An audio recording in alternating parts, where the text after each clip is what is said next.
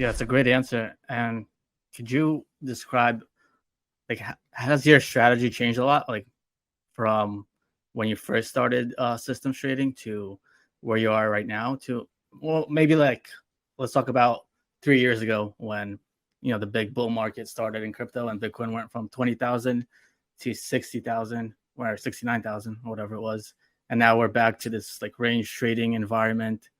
Has your like systematic have you had to like change your systematic strategy, or how did you, I guess it's like a two-part question, like did you have to change like certain parts of your strategy, and now that since we're very much like in the trending very low volatility environment, how has that affected your trading and your, I guess, your systematic approach to trading the cryptocurrency markets? Yeah, absolutely. So my strategy has changed so much from 3 years ago. My strategy's changed so much from even 1 year ago, per se. So my personal approach with cryptocurrency is, anyways, the way I'm currently trading right now is, I mean, you kind of hit the nail on the head. When one thing that I've been able to successfully incorporate into my strategy is just identifying as a fundamental premise where we're at in the market cycle, what the conditions, what volatility conditions are. Are we in a macro trending environment? Are we in a macro ranging environment? And I have multiple strategies now at this point that I will turn on or turn off based on what the fundamental market conditions are. So once the conditions are met, once all the statistical conditions are met that would say to me, we are in a bull market, well, a lot of my range strategies are going to go off, and I'm going to flip on my daily trending strategies and my hourly trending strategies, for example. If the market is not trending and we are ranging, then the trending strategies go off, the breakout strategies go on, and the range trading strategies go on. And then I just kind of oscillate back and forth between those. That's a kind of a bird's eye view of how my strategy has changed over time. Just other things, as I've evolved as a systems trader, the big changes have fundamentally come from just asking those nuanced questions. I obviously started out with something that was kind of a very simple Swiss Army knife of a strategy, and I think that's fine. I think that's where most people should start. But as you continue doing it, you're going to basically start deconstructing your Swiss Army knife and realizing that, okay, this strategy should be on in this market condition, this strategy should be on in this market condition. And, you're going to start to notice, by breaking your strategies apart that way, I've noticed that I'm able to better optimize for better returns and profitability for each individual strategy, because I'm asking questions that are germane to those specific setups. If let's say you have a Swiss Army knife approach, if you're noticing something about how your strategy responds to, say, breakout situations or breakout setups, well, that optimization is not going to affect or really apply to how that strategy might perform in a range or in a trending environment. And so it's just harder to optimize. Because making that adjustment there might then make it worse or better, over here with how it would trade in a different situation. So breaking that down, I have strategies now for my primary trending strategies for bear markets. I have primary trending strategies for high volatility environments and low volatility environments. And then I have lower time frame range trading strategies that I will turn on when we have entered into a range, or when I believe we've entered into a range.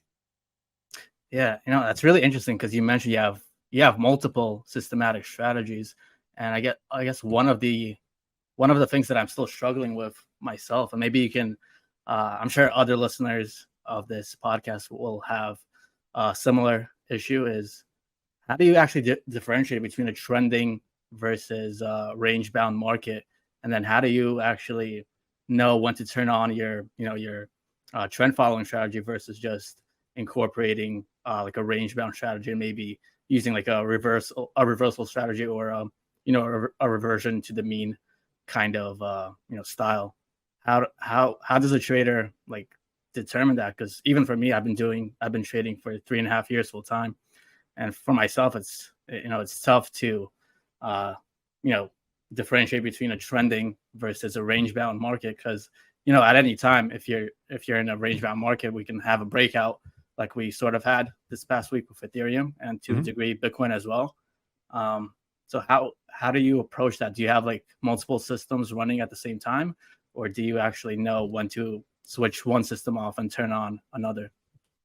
Yeah, it depends on, I mean, each moment in the market is unique, as Mark Douglas said. So there are times where I will have multiple strategies on simultaneously, and I will essentially split my risk between them based on their individual R. I actually have a matrix for all of my strategies to really help me with my risk management. So if I have, if let's say I have two strategies on, based on what those two strategies are, I know how to allocate my risk or capital between those two strategies based on how those two strategies perform. If I have three strategies on, and it's three, again, it all depends on what specific strategy and where we're at in the market cycle to determine how I allocate risk between them. And that for me has been the real, I mean, I guess the what's the word I'm looking for here? That's been the standout for me in my results, is understanding how to allocate. Not obviously building the strategies, you could say was like impressive, or doing all these things, and that was a lot of work, but then understanding how to allocate risk between them to get a better final smoothed outcome. For me, once I started asking those questions, was very important.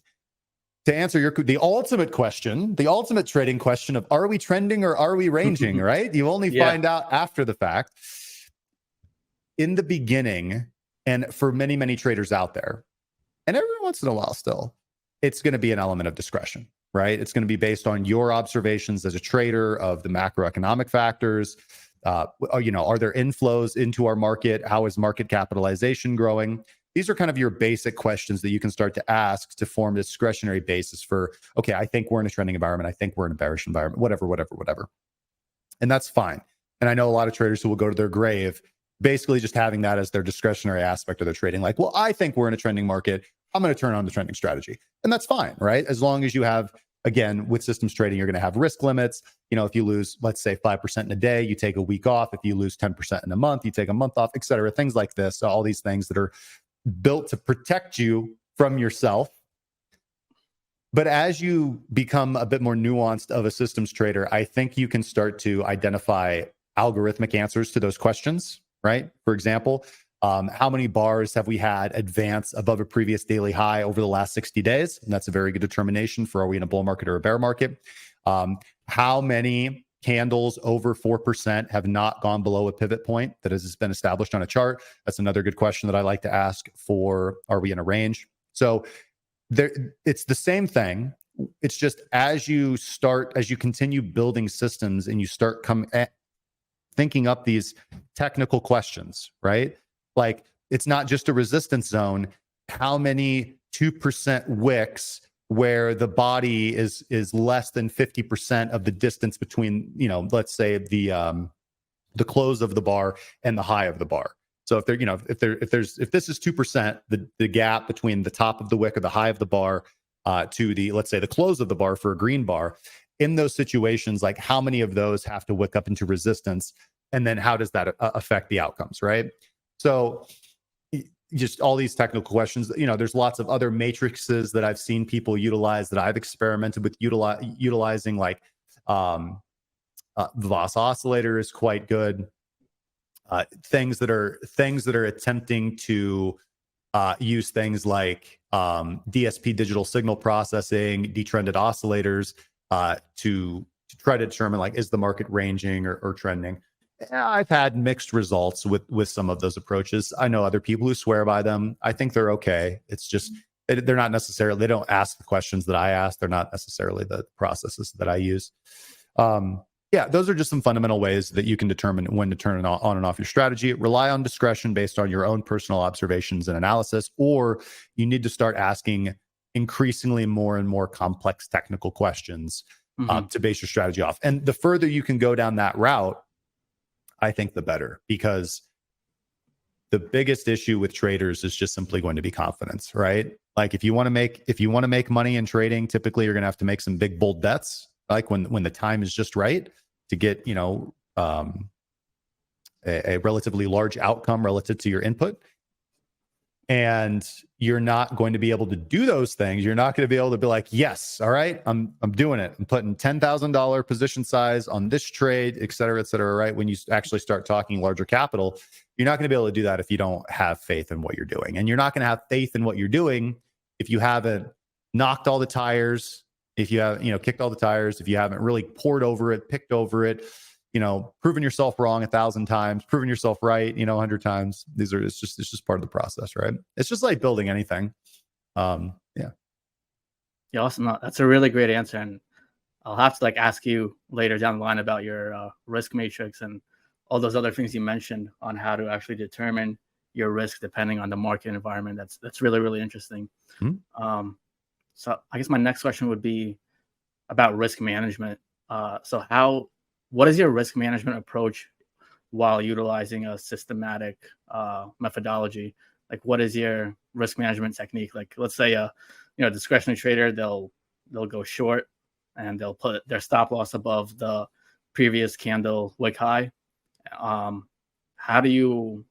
What is your risk management approach, and how do you determine your take profit levels and stop loss levels?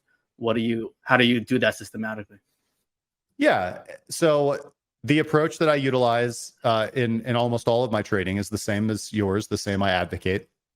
It's a mathematical approach. It's simply based on what the current market volatility of the market is. And the way I like to teach this, or the way I like to think about it myself, is what are the odds that price is going to move this much while my trade is open, right? In either direction neutral. Just what's the probability the price will move 3%, 4%, 5%, 6%, 7%, either in my favor or against my favor. And you can get that by asking nuanced questions and utilizing indicators like the average true range. There's other indicators you can utilize as well. Bollinger Band Width Percentile is a really good one. And not just these, but if you have access, these are things that have really benefited me.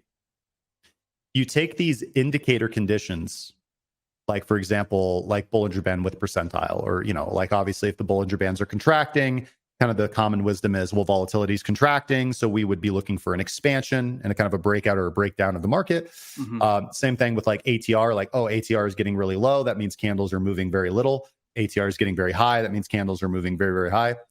If you start taking those observations and then you start looking back through all the history of the asset that you're trading, and you start looking for patterns, okay, when let's say this I'm utilizing this indicator to determine the current market conditions, right? Are we trending or are we ranging? And let's say we get a degree of confidence on that as well. So not just we're trending or ranging, binary. No, we're 40% confident that we're trending, or we're 80% confident that we're trending, things like that. So there's free indicators on TradingView that will utilize that will give you that data. Good start, a little bit of alpha there for people watching. Let's say you look for patterns between the percentage of compressed volatility, or let's say what the historical BVOL index is, the Bitcoin Volatility Index. There are lots of other indexes you can use as well, and the reading on my indicator. So now not only am I looking at what volatility is right now, I'm also looking at, well, what have been the outcomes for my strategy when volatility was like this in previous areas of the market that rhymed like this, or that looked like this as well, where a lot of the statistics were similar. So these are a little bit more abstract, complex questions, but these are the questions that will really help you go from, okay, I've built a basic system and I'm having some results with it, to, holy crap, I'm a systems trader. I ask really complex, abstract questions. So as far as risk management goes, it's actually pretty simple. For my personal trading, I just use fixed percent risk per trade, fixed percent of my equity. And that is just determined through, generally with nowadays, it's based off not just simulated trade data. It's based off, thousands of trades that I've taken and the outcomes that I've had. But I still do a lot of initial risk scenarios with simulated trades, right? I just simulate out thousands and thousands of trades into the future, and I'll do multiple tranches of simulated trades out into the future to determine kind of what my average risk is through different scenarios, right? So it's not just, oh, okay, the market could evolve like this. No, the market could evolve like this or like this, right? So typically I'll do like a bullish scenario, a bearish scenario, and a choppy scenario. And then I'll try to average my risk adjusted returns throughout those simulations. If I don't have access to, like, let's say data from a strategy that's similar, then I'll tend to use that data rather than projections. But that'll help me determine exactly what percentage of my account I'm going to risk. And that goes back into my risk matrix that I was talking about, that how much, not only how much capital to allocate to each strategy, but how much risk to allocate per trade for each strategy. That adjusts as well, depending on the market conditions that we're in and how many strategies I have on or off at any given time. Right. But, awesome. yeah, go ahead.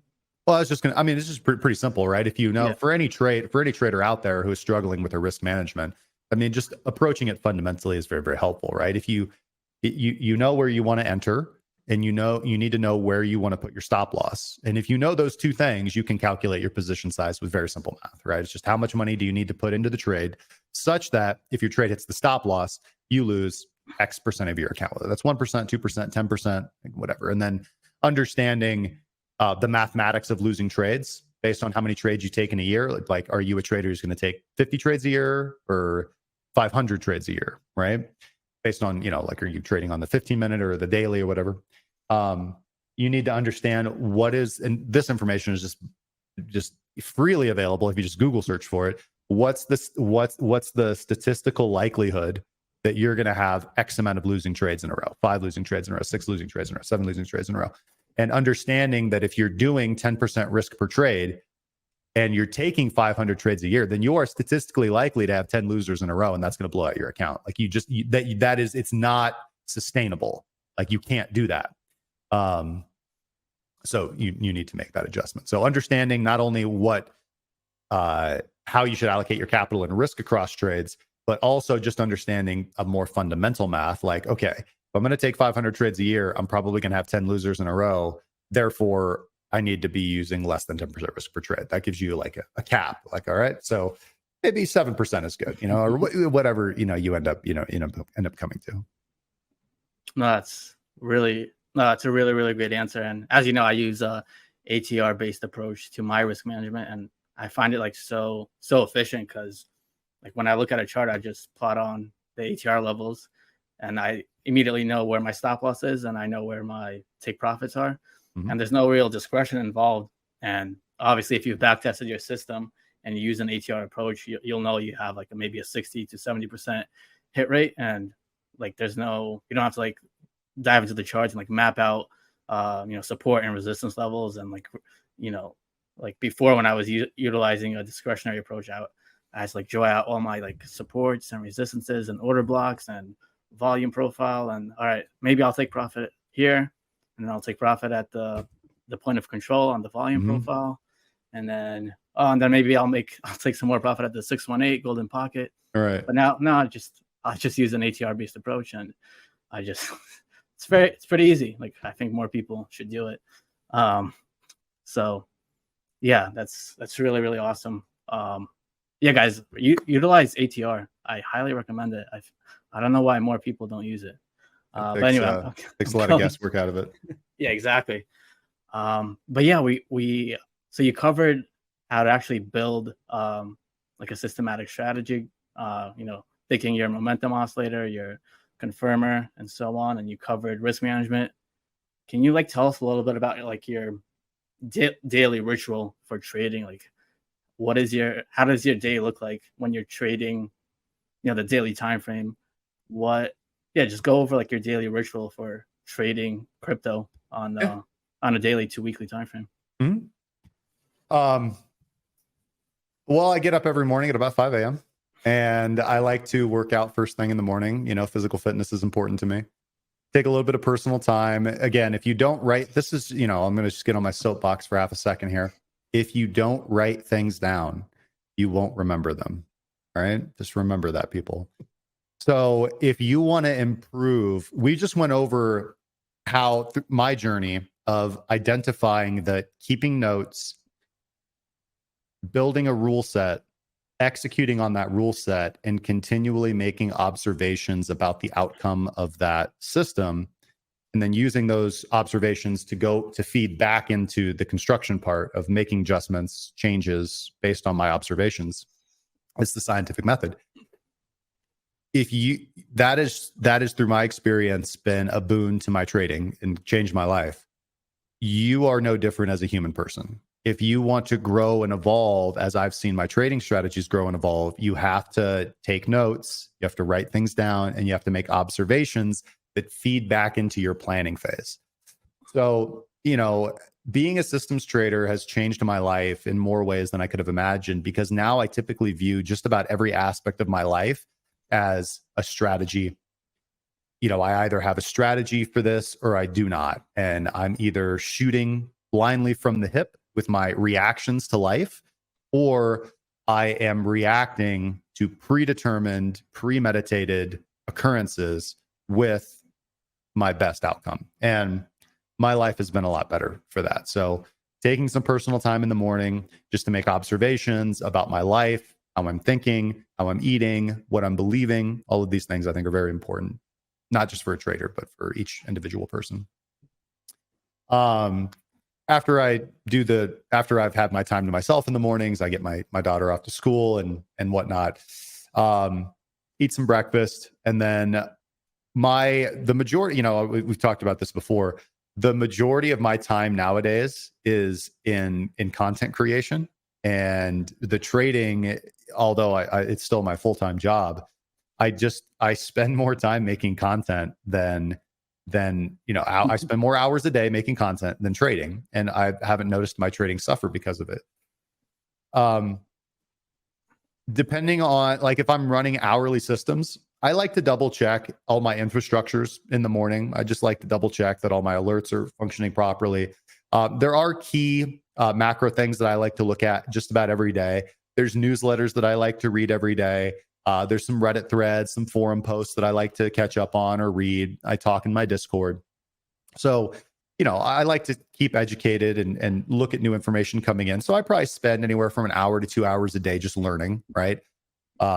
Reading newsletters, keeping up with the news, keeping up with what people are talking about, diving in, not necessarily white papers all the time, but conversations about new systems or processes. I like this a lot. When it comes to trade execution, some strategies I have, for the most part, fully automated, and they only need a little bit of adjusting every once in a while to make sure that risk is intact and that nothing has changed.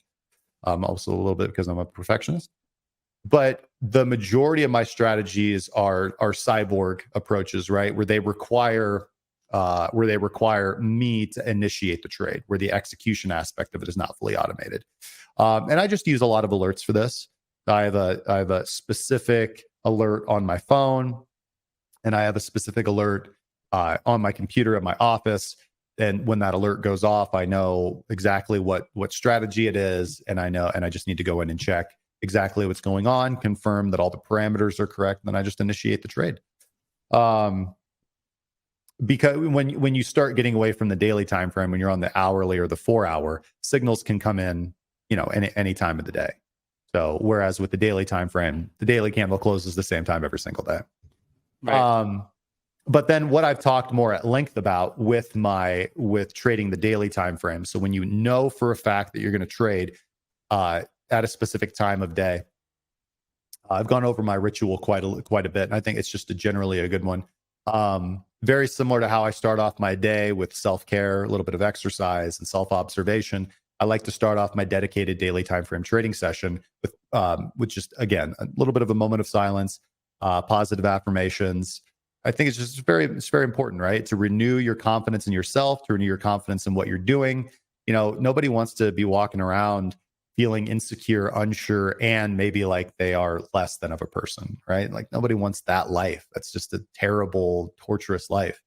So take some time just before you start trading to renew your confidence in yourself. Tell yourself you're a good person, that you got this, you're going to crush it. You get animated or unanimated with this. Sometimes I'll do a dance because I'm so inspired, right? Sometimes just a moment of silence in front of my computer. I've got my whiteboard up on the wall that I have, inspirational quotes on, also data about what's going on. I like to give that a quick glance before I start trading. And then it's just opening up the charts. I do what I call my daily scan. where I will go through each individual asset that is on my trading watch list. And it only generally takes me about 15 to 30 seconds, sometimes significantly less per chart to identify if there's a trade setup or not.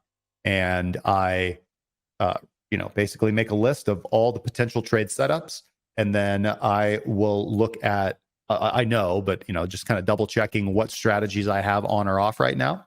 Therefore, that's going to determine what trade setups I take. And once I've done that level of filtering where I determine that these trade setups I'm not going to take because I'm not actually executing that strategy right now, so I'm not going to take out the breakout trades because it's not breakout trade season. Then I adjust, I consult my risk matrix. So how many trades can I put on at this particular point in time? And are there different strategies? What capital am I allocating to each strategy? That's going to filter down into how much risk per trade do I need to take. It only takes, anywhere, like once I have my list of trades that I've filtered out based on what strategies I have on or off, running through the risk matrix maybe takes 5 minutes on a bad day. It's very simple math. And then I just take the trades. And I go in, I market enter my trades. I don't do limit orders with the majority of my trades. And I set my stop loss and my take profits, and that's it. It doesn't need to be more complicated than that. I don't think about the trade. I don't watch it. I don't care what it's doing. I don't really care if it's a winner or a loser. I just care in getting more data, right? And I know that if I respect that process of taking my time and diligence in creating the strategy ahead of time to the best of my ability, and then I implement and execute on that strategy, and I continually take notes and make observations of my results, and then I filter that back into adjusting my strategy. That's just a mantra. If I just respect the process, I will make money. It's something I tell myself all the time, right? Like, I don't need to overthink it. I don't need to think existentially, none of that stuff. I just need to respect the process and execute. That's it. I just need to keep the wheel spinning. Yeah, man, that I have so many questions from what you just said, ranging from trading psychology to some aspects of systems trading. But we are nearing almost an hour and a half. Are you able to go a bit longer and continue this discussion maybe for another 30 minutes? If not, I'll wrap up some of my main questions. Sure. We can keep going for another 30. Yeah.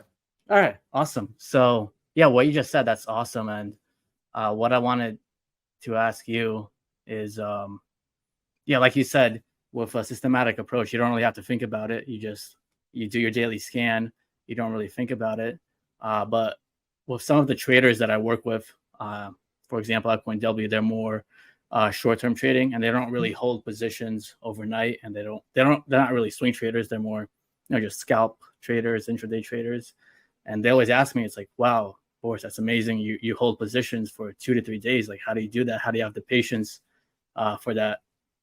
So I guess maybe there's similar traders like that who, for them, it's like, it's almost inconceivable to hold a position for 2 to 3 days if you're trading the daily time frame. And if you're trading like the weekly, then you can hold a position for weeks and maybe even months.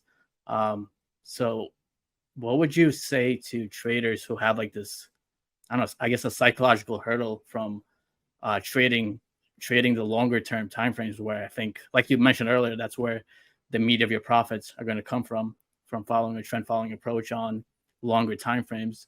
What would you say to like scalpers or intraday traders who trade the 1 minute, and it's just inconceivable for them to trade a daily time frame and wait like 2 to 3 days to hit their take profits or their stop loss, unfortunately?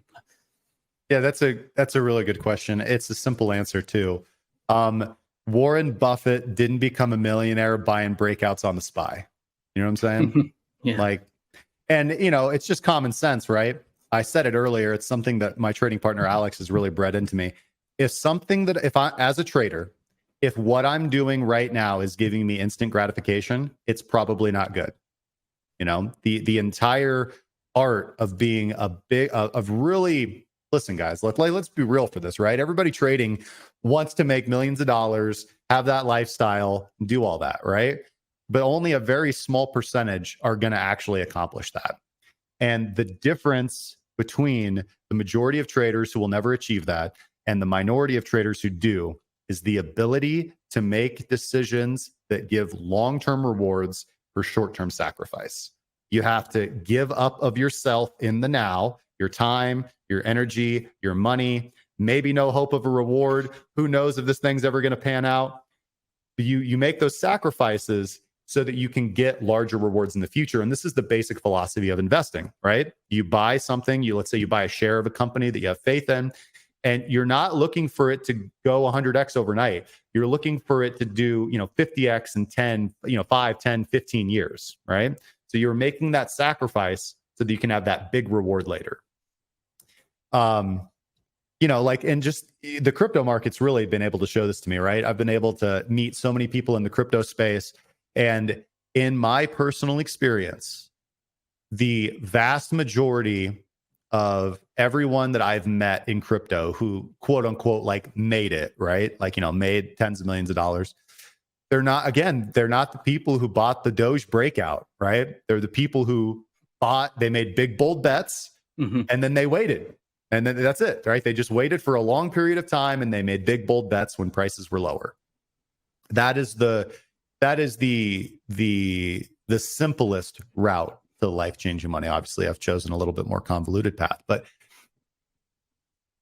yeah, I mean, that's the big thing. I think that the majority of traders who are day trading are not going to do it for a long time. They're not going to make a ton of money. And, whether they're profitable or not, in my experience, the overwhelming majority of people who consider themselves day traders or trade very quickly, it's not really worth it, I think, in the end. They enter trading for it to be this thing where they retire and they make millions of dollars.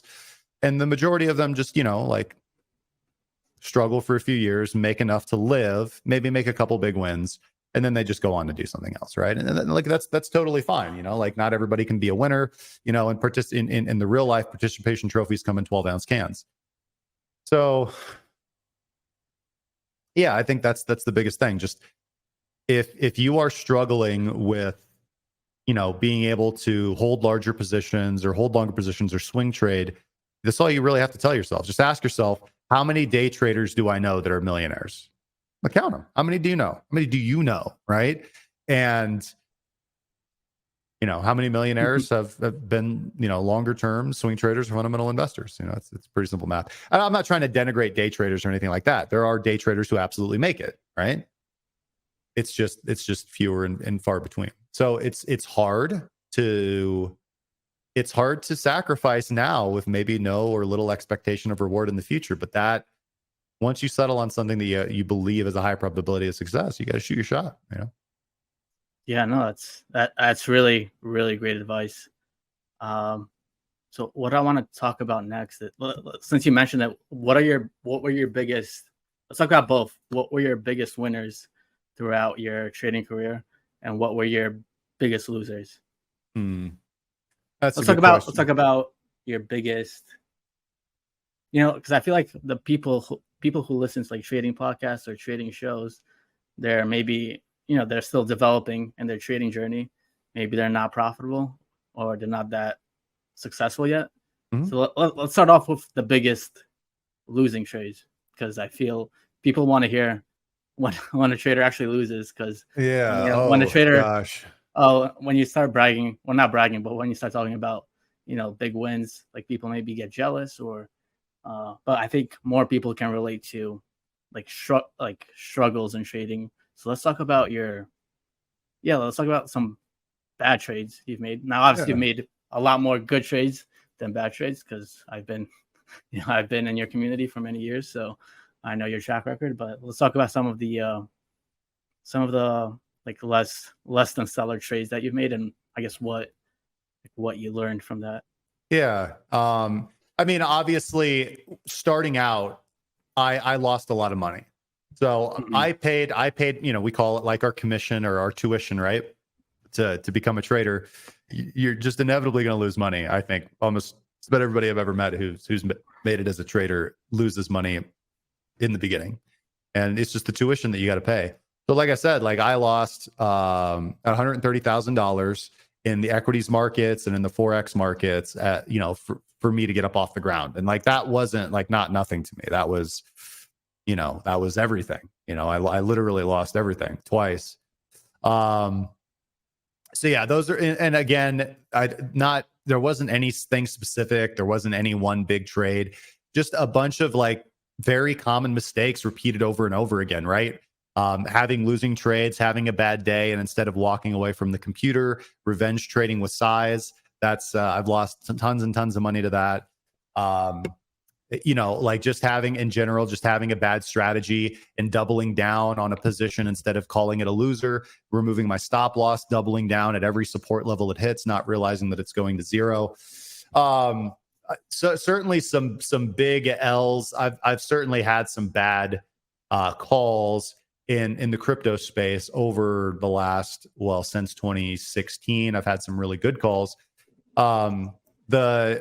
Probably one of the biggest, some of my biggest losses that I can recall were in 2019 for Bitcoin after the market had bottomed.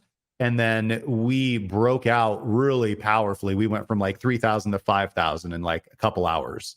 And then we began the climb up to about 12,000, give or take.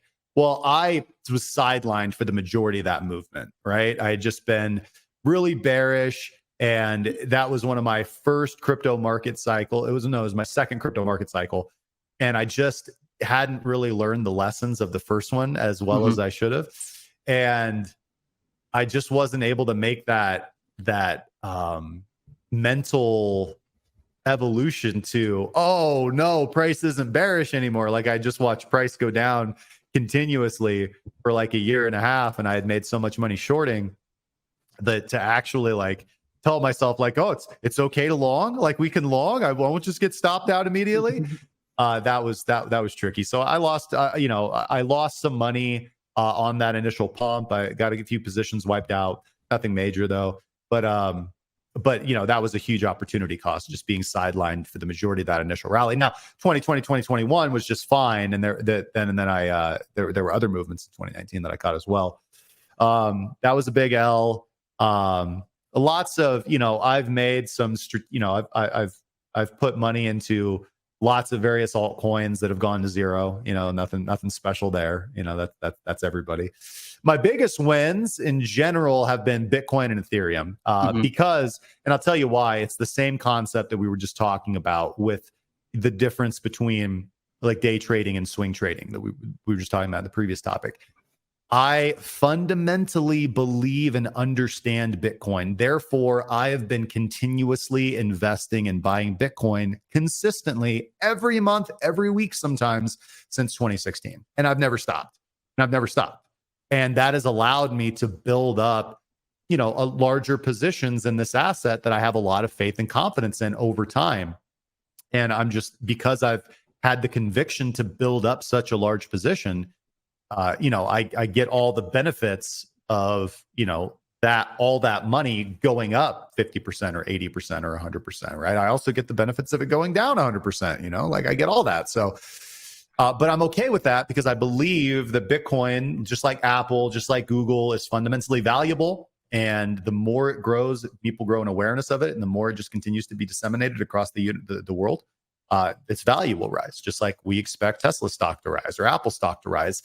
All other things being equal, given enough time, right? These things will go up, number go up and to the right. Ethereum too. I was a big believer in Ethereum. I was other big wins that I've had, AE, EMC2. Those were some pretty big initial positions that I took. Optimism. I took a big bet on Polygon, Phantom back in the day. So these are all things that I've taken larger. Well, I like to call them big bold bets, right? BBBs, but that's that's a little different from my systematic approach. I mean, not so much, right? I have a matrix of how I evaluate the fundamentals of certain projects. I have projections for their profitability, what I expect to get out of them. But yeah. I've had some big L's, guys. And here's the thing, even to this day. So I have some LTF strategies that I run, like basically day trading strategies. And there are going to be days when I have nothing but losers. I have an account where I trade discretionarily. There are days I just lose, right? And I just, like for whatever reason, my coffee wasn't black enough, or, some reason, like I'm just not trading well this day. And I don't know. You gotta have some thick skin and the ability to just let it go. Like it's just data and outcomes. Yeah, awesome. Yeah, thank you so much for talking about your wins as well as your losers. What I want to get into now is more of a discussion on trading psychology. So what I want to ask you, you were describing earlier your daily ritual and how pretty much every day you have a very positive mindset, and obviously you've been doing content for many years now, and I've seen you even on days where the market had a big dump, and you were positioned long, and I maybe I was positioned long as well, and I remember. I mean, we have many days like that, but I remember to this day, like when we have days like this, when you get like stopped out of all your positions, I get a bit upset, I get a bit down on myself, but you always have like a very positive mindset, and you kind of like just brush off any kind of BS that happens in the market, or if you take like a bigger hit than usual, you just come on stream anyway, and you just do your usual thing, and you're just like, oh, that's trading, whatever. Yep. So that's something I'm still struggling with a little bit. I notice with myself, like when I have a good day, I'm in a happier kind of mood, and then when I'm like, when I have a day where I get like stopped out on all my positions, and we get one of those like crazy wicks where it just takes out both the longs and the shorts, and I'm kind of like, I get pissed off, and maybe other people can relate, but I feel like that doesn't get to you. So like how do you get into this mind frame where you're just, no matter what happens, you're always positive, and that you can, even if you do have a loss, you can recover from it, and just go about your day and go about your week, and just continue moving forward. Like seriously, like how do you do that? Yeah, it's just grit, man. It's something that I've practiced a lot. So I've tried all different apps. Like I think a lot of things are important to it, right? Like physical health is very important to me. Mental health is very important to me. I have a good, I have been able to build for myself slowly over time, a positive environment, positive friends who support me, a good support network. I've got, a wife who listens to me and deals with all my BS. I've got, my kids that like me. I talk to my parent, I talk to my mom. I spend a lot of time with friends. I do things that I enjoy. I have hobbies. I have things that fulfill me. So I have purpose outside of what I do for a job, right? Like I have things that people count on me for. I have responsibilities. I have things that I do to enjoy. There's lots of things I like to do for downtime. I used to meditate. I'm not actively meditating right now, like every day consistently, but I meditated for years.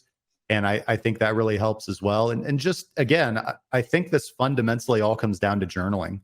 I journal every morning, my life, my thoughts, my feelings. And 99% of the people I run across just don't do that.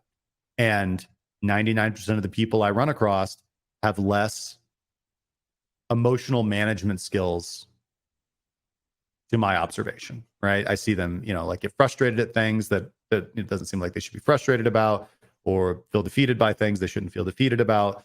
So it's not a simple thing, but there's a lot of biology, there's a lot of studying. Like Andrew Huberman's really good to like dive into learning about like your own biology and how you're breathing and everything that you're taking into your body can affect your stress levels like that. This is kind of getting all a little tangential, but just essentially, I have made a firm commitment to do things that I enjoy, to have the courage to say no to things that I don't want to do, to stand on my own 2 feet, and to constantly question and evaluate what's going on in my life, and particularly what's going on in my head. And, I just take the time every single day to make that a priority. And unfortunately, most people won't. Most people don't make their own personal self a priority. It's like people will get up in the morning, let's say they've got an extra 10 minutes before they got to leave for work. They'll get on, Instagram, you know what I mean? Like, because that gives them instant gratification. They get a dopamine hit right there in the moment, whereas self-reflection and journaling, like there's no dopamine there. Like, no, and that's the point. So just simple things, man. I'm not special. Yeah, no, that's awesome. What I wanted to ask you now is perhaps your advice for traders who are already maybe like 3 or 4 years into their journey, who are maybe just getting profitable, like myself, but maybe they or myself, I haven't hit that level where I'm like, you know what, this is going to be what I'm going to do for the rest of my life. Maybe I have like some self-doubt. Like you've been doing this for close to a decade. So what would your advice be to perhaps not someone who's just starting out, but maybe they're like a few years into their journey and they're just, they're constantly profitable, but there's still some things they could perhaps work on. And I don't know, yeah, just what would your advice be, not to a newer trader, but for an intermediate trader who's not quite like at, let's say, your level, but they're pretty good, but they could be better. Like, what would your advice be for a person like that? Sometimes I people watch, at restaurants or the mall or, whatever, sporting events, things like that, right? And I think to myself, man, look at all these people doing things for the betterment of society, right? You got firefighters and doctors and nurses and lawyers and scientists, and man, these people are making the world a better place. Whereas, I just sit here and scrape a couple dollars off of these green and red candles moving in lines on my chart. You know what I mean? Like, gosh darn, I ain't contributing nothing to society. So that's funny and everything. But I say that because to me, that is kind of at the core of the existential crisis that traders can have, right? Regardless of how greedy you may think you are, or how cold you may think you are, or how all about the money you think you are, you're still a person at the end of the day. Everybody out there is still a person. And most people have an innate desire to be visible and valuable. They want to feel wanted. They want to feel like what they're doing is fulfilling or helping other people. They want to feel important or respected or powerful. And it's in my experience, it can be very challenging for most traders to find all of those things with a professional career in trading, right? There's certainly this idea when we get into like hedge funds and prop firms and, like big money traders and investment bankers and all this kind of stuff, of kind of the financial sector, being very soulless, cold, Wolf of Wall Street type stuff. And for the individual retail trader, even more so, because you don't even have the office to go into, or the colleagues, or the business parties, or, the strip clubs and all that kind of stuff, right? Even kind of in that negative scenario. So it's very hard in general to be a self-starter, to build your own thing. And it can be lonely and challenging and difficult, because as a trader, it's not like you're a startup and you're building a company, right? You're going to get other people in and maybe get an office space. Like, no, it's your laptop and you. That's it. You may never have to talk to another person, like, ever, to do your job. And that can be lonely and sometimes depressing for people.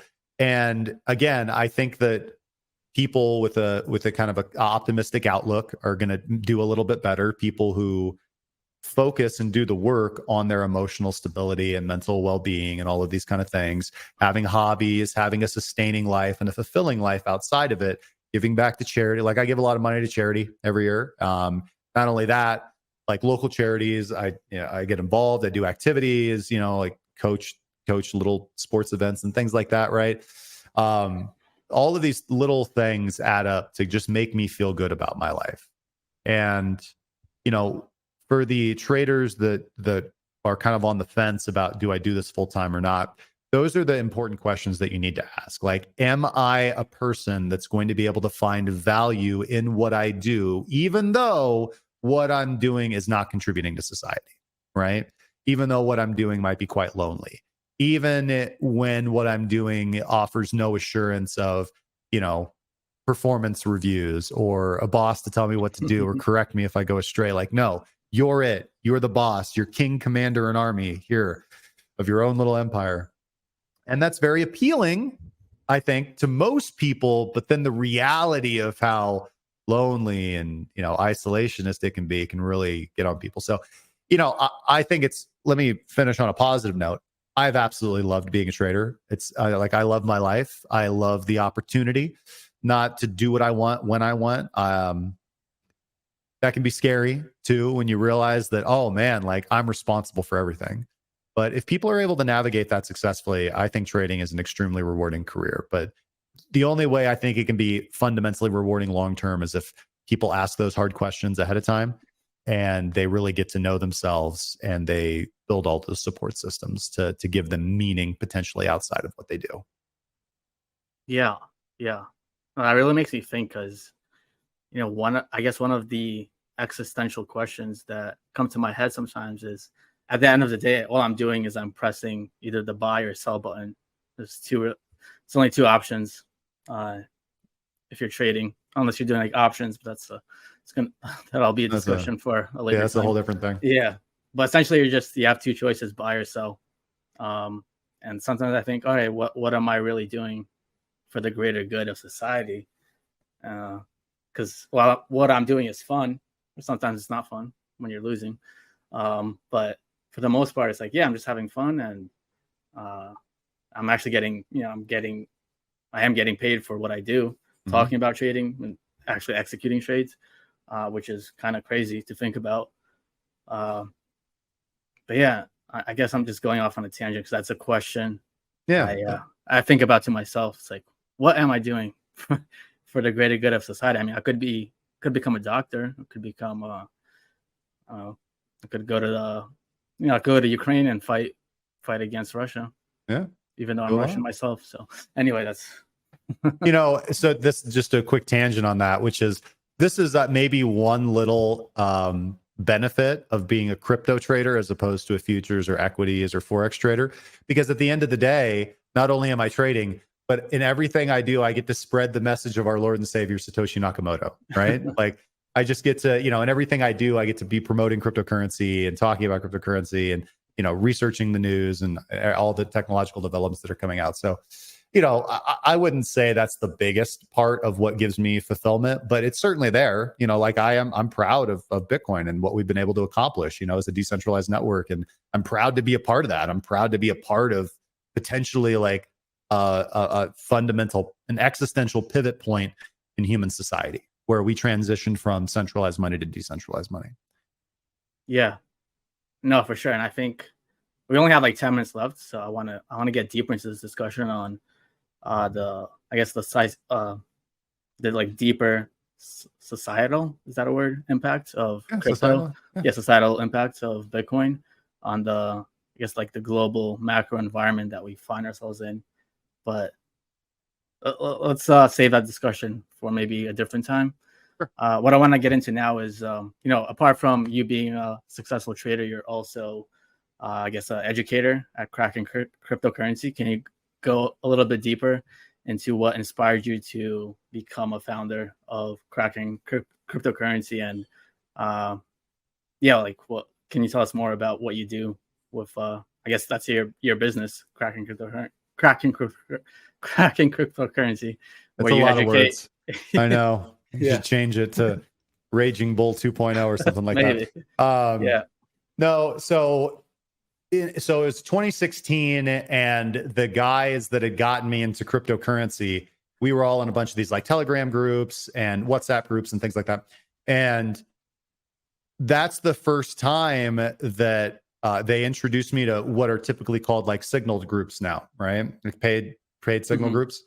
And so we're in this signal group, and I'm actually still friends with the guy who runs it. He's a nice guy.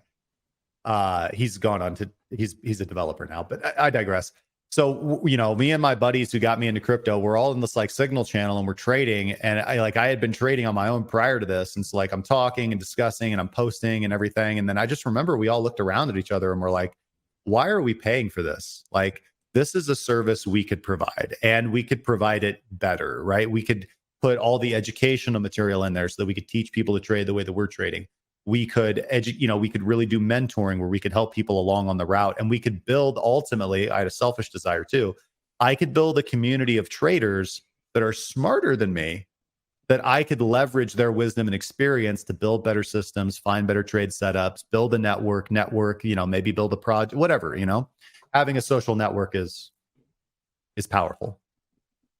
So that was kind of the inspiration behind doing it. We were kind of in a trading group, and we weren't entirely satisfied with it. We thought we could do it better, and we just did, right? My friends built a lot of the infrastructure, set up our website. We started off in Telegram. Very quickly, we transitioned over to Discord, and that's when my streaming started to blow up, and we went from having like a dozen viewers a day to several hundred viewers a day to at one point several thousand viewers a day on our live streams. And that, that was nuts. And, that allowed me to sit down. We had all this demand for what we were promoting, which is just systems trading.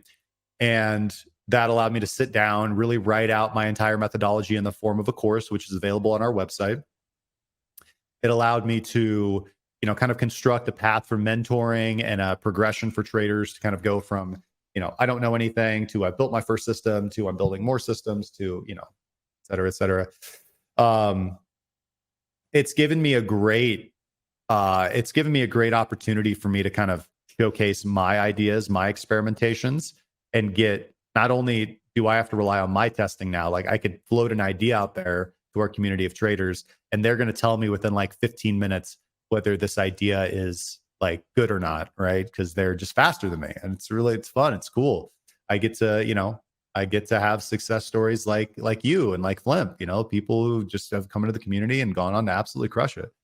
So it's really fun. Maybe it's another answer for why I'm so positive, because I have a bunch of people that I get to chat with all the time, that look up to me, that respect me, that they make me better in turn. It's like everything I could have possibly wanted, man. Like, right.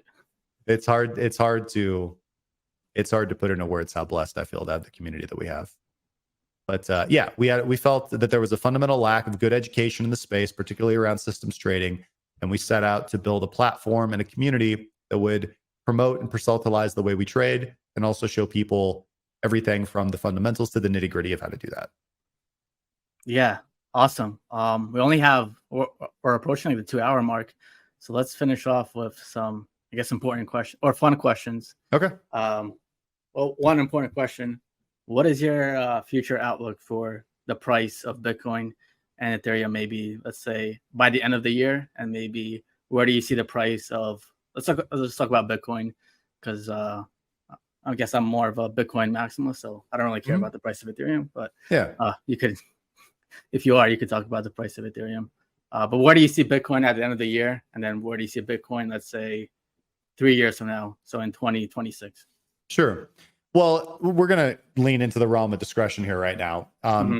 So essentially, the big common wisdom that everybody is anticipating or plotting for is the 4-year cycle thesis based around the Bitcoin halving. And it's going to be very interesting to see how that plays out. And essentially, this is going to state that there is this very specific cycle that occurs with Bitcoin roughly every 4 years, centered around its halving, where we will have bear market. I've actually done a lot of analysis on this. So it's bear market, right? And then capitulation bottom. And then we rally off that capitulation bottom. Historically, for all of Bitcoin's existence, we have done this every single time, where we have a big bear market correction. We bottom based on some capitulating event where it's just catastrophe at the end. This year it was FTX, or this cycle it was FTX collapse, which was the bottom of the market. And then we rally very strongly off of that low. At some point we reach a resistance level, and then we bleed out typically for the end of the year to go close to, but not lower than, the capitulation low that was established.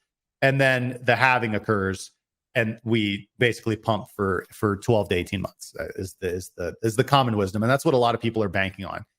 There have been some really good studies that have come out over the last few months that have actually said that, oh, this has nothing to do with the halving, but it has everything to do with M2 money supply. If you look at the rate of change for the M2 money supply, you can see basically every time we shift from a money flowing into the system versus flowing out of the system, we get these initiations of the bull and bear market cycles. And I think that is certainly I mean, and listen, the number is not going to go up if money isn't inflowing into market capitalization. And, just logically, it's less likely that money is going to inflow into any market when people feel poor and broke and money's tight and, people aren't doing very well. Right. So like the standard of living of the average person in a society is a good indication of where the financial markets are going to be heading. If life's really good for the average citizen and, they have access to a lot of credit and they've got money in their bank account and, things are good, then most likely number go up, right? Because they're living a good life. But if the average person's strapped, working 2 jobs, all these kind of things, which have really kicked off in the last few years, it's just less likely. So I do my best not to make these like big predictions because they just kind of make me silly. I have already made a big bold bet by being a fundamental holder of Bitcoin. I believe that over a long enough period of time, number goes up and to the right because it is fundamentally valuable. And we are going to start to see aspects of other parts of our financial system get incorporated onto the blockchain, which is going to mean capital rotating onto the blockchain and likely never leaving. So yeah, well, I don't have any like big, crazy, stupid price target or anything like that. I think that if the 4-year cycle having plays out just based on kind of the analysis that everybody's looking at right now, I mean, I've projected a target of anywhere between 120 to 150 for this next cycle would just be kind of your basic logic, but I'm not holding myself to that. Anything could happen, right? Every moment in the market is unique. And I think I won't make any more money. I won't make a bunch of money trying to figure that out. I'm going to make more money just doing what I'm doing right now, which is making money. And then all I have to do is just hold Bitcoin. Right. And if I want to, sell at the right time, but that matters less. Yeah. Number up and to the right. Awesome. Yeah, it's awesome answer. And lastly, just a quick fire round of just fun questions. Sure. You don't have to go on a deep explanation. Just one word answer or a few sentences is fine. Stop talking so much, Justin. So all right, Bitcoin or Ethereum? Bitcoin. All right, Shiba Inu or Dogecoin? Doge, just because of the creator. Doge or Pepe? Doge. Okay. For sure, Doge. If you could time travel to any year purely for trading reasons, what year would you choose? That's a good one. I would probably travel. Ooh, that's a good question. Well, shoot, it would be poetic to travel back to the 0809 financial crisis and get a bunch of, collateralized debt obligation. Excuse me. The name. Why is it escaping me? Not collateralized debt obligations, but the instrument that Michael Burry and all them purchased to profit off of CDOs. Yeah. Right? Yeah. No, not CDLs. No. That's a commercial driver's license. No, CDO. A collateralized debt obligation is like a tranche, but that's not the instrument they use. They bought credit default swaps. Oh, yeah, right. Yeah. Credit default swaps. Yeah. Yep. So I'd stock up in a bunch of those, I guess would be good. Obviously that's kind of a fantastic thing. Like, well, when would you like to travel back in time for trading? Well, if I'm traveling back in time, that means I have knowledge of the future. So any place you put me, I'm going to become a billionaire, right? But that would be good. I would really love to travel back to the Mt. Gox days though, right? And just be in there for the Bitcoin inception and the old school trading and maybe even catch a glimpse of Satoshi himself. Like that would, that would have been cool. That would have been cool. Yeah. And what is your favorite trading movie or book? That is not The Big Short, because I think that might be your answer. Margin Call, I think is really good. Margin Call is really, really good. Yeah. Wall Street, obviously, Yeah. Okay. Awesome. Yeah, man, we've been talking for over 2 hours. We've covered so many topics. I actually had more questions for you from like how AI is going to integrate into trading and into crypto.